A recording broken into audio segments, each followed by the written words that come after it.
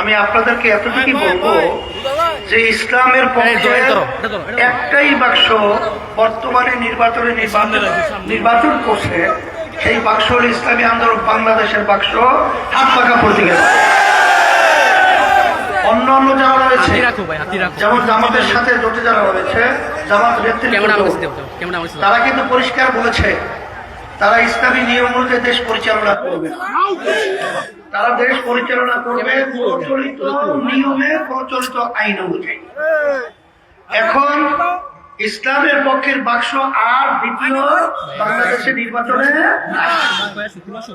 আমার কথা হলো এতটুকুই। ওই কথা সবসময় মনে রাখবেন। ইব্রাহিম আলাইহিস সালামকে আগুনে ফেলাইছি, আজান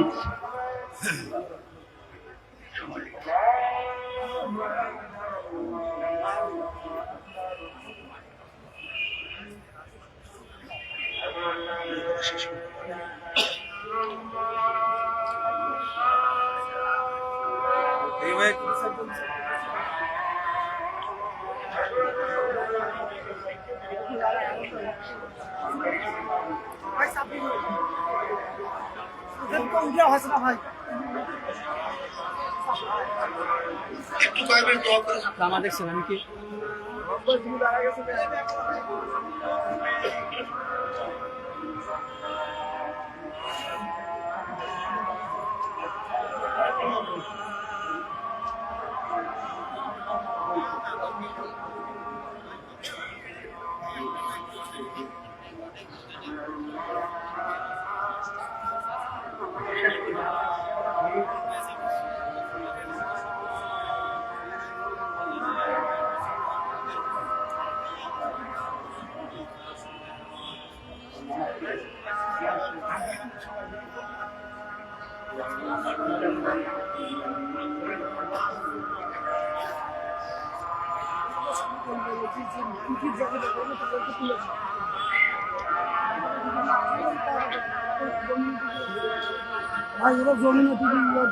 অফিসিয়াল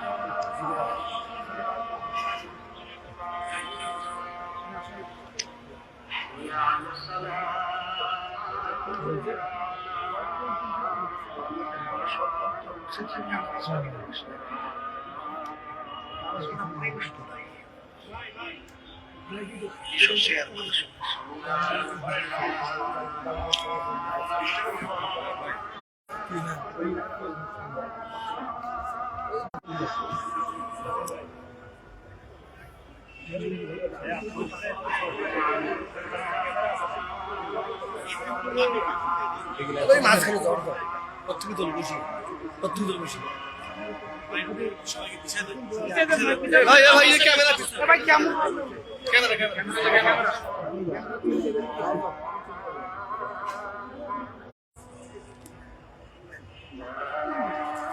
কোনো কল্যাণ, কোনো ভালো, কোনো কিছুই পাই নাই। এই জন্য আমি সকলকে উদাত্ত আহ্বান জানাবো, রংপুরের মাটিটা হলো ইসলামের ঘাঁটি।